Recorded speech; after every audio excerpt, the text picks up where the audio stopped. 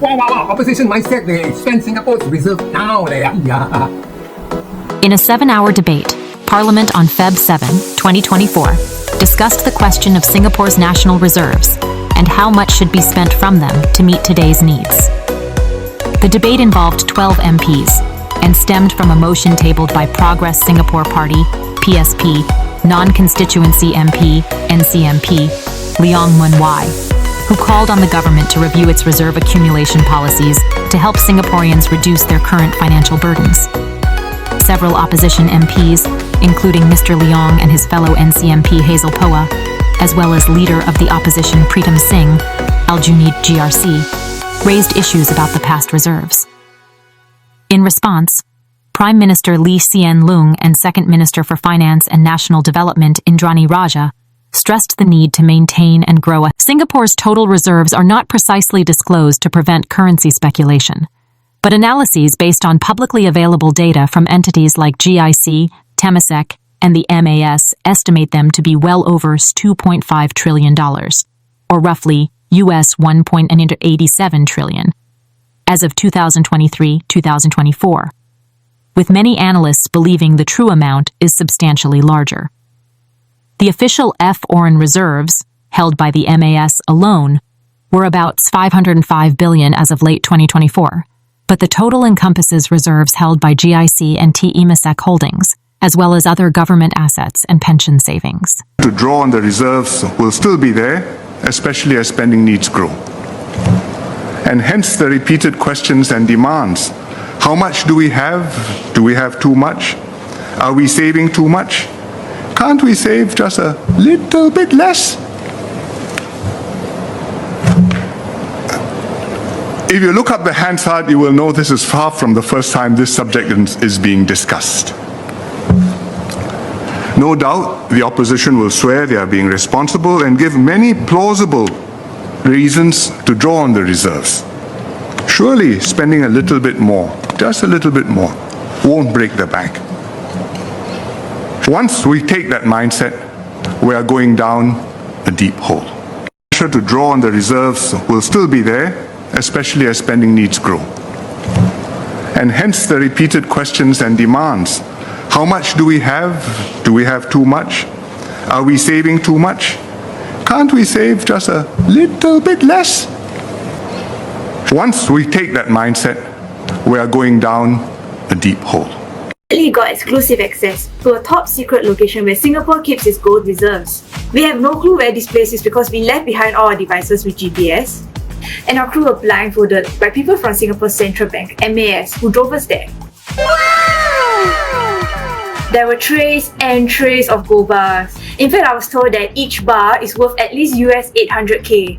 Each tray holds about 20 gold bars. Singapore has been buying gold since 1968 and is now holding 222 tons of it. That's about the weight of 200 of these. So how much of Singapore's reserves does this make up? Well, we don't know because the total sum of Singapore's reserves is also top secret. But why does Singapore keep so much gold? It's well known that gold retains its value even in times of crisis, when the value of stocks and other assets might fall. So does this vault hold all of Singapore's gold? That's yet another secret. We recently got exclusive access to a top secret location where Singapore keeps its gold reserves. We have no... Once we take that mindset, we are going down. Once we take that mindset, we are going down a deep hole.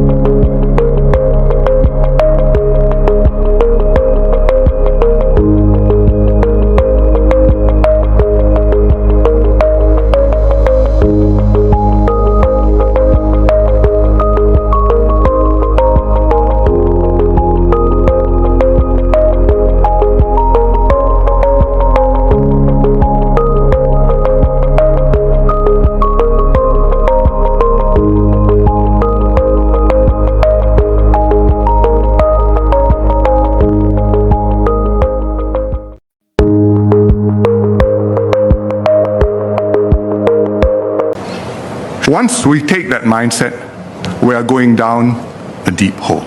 Trying to read an epic novel and starting from the last page. No wonder most Singaporeans give up trying to understand what makes up the reserves. So, we did the next best thing. We wrote to the Monetary Authority of Singapore, the country's central bank.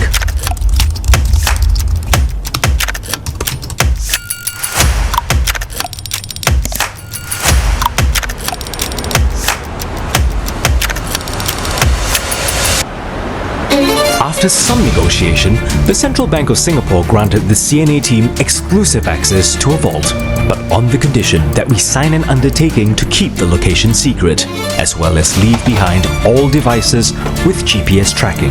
And just so we don't leak out where our reserves are kept unintentionally, we offered to take this additional measure. And off we go.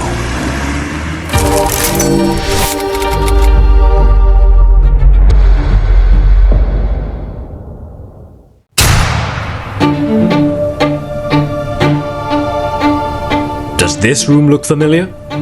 Well, we've set it up to look just like it did over the last 3 years, when Singapore's ministers gave regular updates on the COVID-19 outbreak.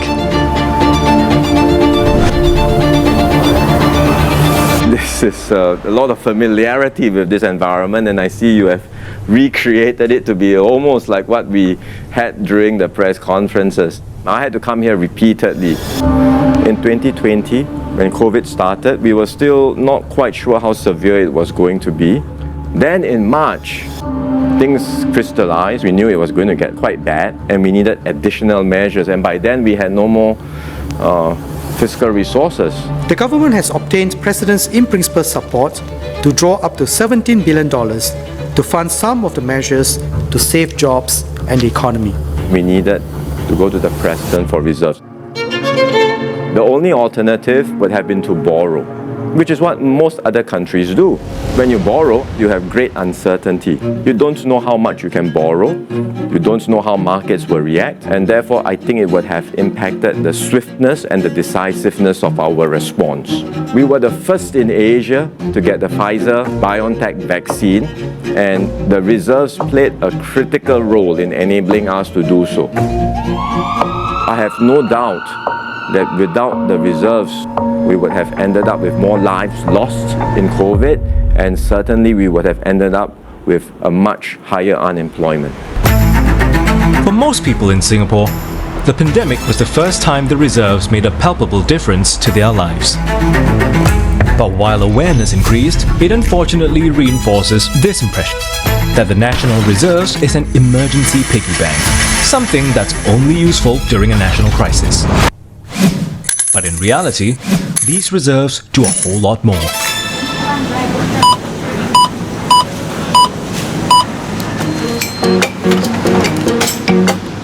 $10 years ago, this $50 note could buy all this with some change to spare.